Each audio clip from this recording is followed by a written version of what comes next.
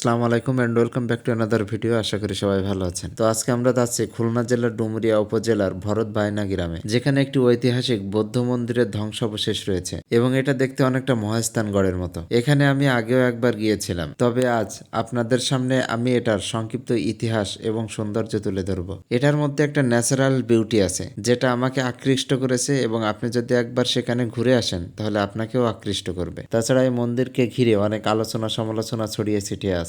আপনি চাইলে এটা যশোর সাতক্ষীরা মহাসড়ক ধরে চুকনগর হয়েও যেতে পারেন, আবার খুলনার দিক থেকে আসলে খুলনা ফুলতলা হয়েও আসতে পারেন। খুলনা ফুলতলা হয়ে আসলে এটার দূরত্ব প্রায় 21 কিলোমিটার। গুগল ম্যাপে এটা সঠিক লোকেশন পেয়ে যাবেন। আর যদি রাস্তার কথা বলি তাহলে রাস্তাগুলোর সবগুলোই প্রায় চলাচলের মতো। শুধুমাত্র মেন রোড থেকে যে রাস্তাটি এই মন্দির পর্যন্ত গেছে এই রাস্তাটুকুর কন্ডিশন একটু খারাপ, তবে এই রাস্তায় আপনাকে খুব বেশি পথ পাড়ি দিতে হবে না, অল্প একটু গেলেই আপনারা স্থাপত্যটি পেয়ে যাবেন। তো আপনারা সর্বপ্রথম এখানে নেমে টিকিট কাউন্টারে চলে যাবেন। প্রবেশ মূল্য মাত্র 10 টাকা। আশেপাশে বাইক রাখার মতো অনেক জায়গা পেয়ে যাবেন। আর এই ঐতিহাসিক নিদর্শনকে কেন্দ্র করে পাশে খুব সুন্দর একটা ছোট মার্কেট গড়ে উঠেছে। তো এটাই হচ্ছে মূল গেট। মূল গেট থেকে প্রবেশ করে ভিতরে ঢুকতে ডান পাশে দেখবেন একজন গার্ড আছে। তো ওখানে আমরা টিকিটটা জমা দিলাম। জমা দেওয়ার পরে আমরা ভিতরে প্রবেশ করলাম। আর এখান থেকে আপনারা যে ভিউটা দেখতে পাবেন সেটা কিন্তু একেবারে মহাস্থানগড়ের মতোই। এটার বাম পাশে একটা প্রাচীন বড় বট গাছ আছে যেটা এর সৌন্দর্যকে আরো বেশি বৃদ্ধি করে তুলেছে। আর এই ঢিবিটির চারপাশ দিয়ে হাঁটার মতো যথেষ্ট পথ রয়েছে। আশ্চর্য একটা বিষয় হচ্ছে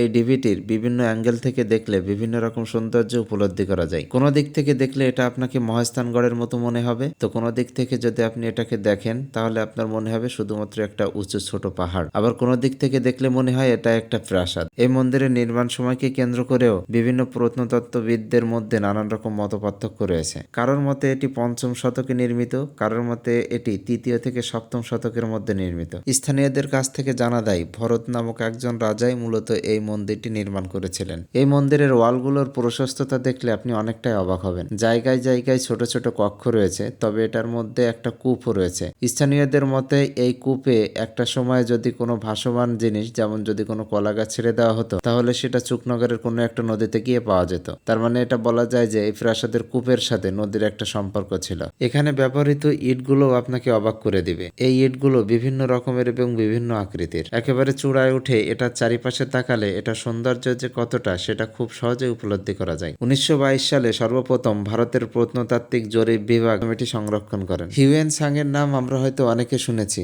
যিনি একজন চীনা পরিব্রাজক ছিলেন এবং ভারতীয় উপমহাদেশের অনেক গুরুত্বপূর্ণ স্থানে তিনি ভ্রমণ করেছেন এবং এসব গুরুত্বপূর্ণ স্থান সম্পর্কে তিনি একাধিক গ্রন্থ রচনা করে গেছেন। ধারণা করা হয় এটি সম্ভবত হিউয়েন সাং বর্ণিত সমতটের 30টি সংগ্রামের একটি।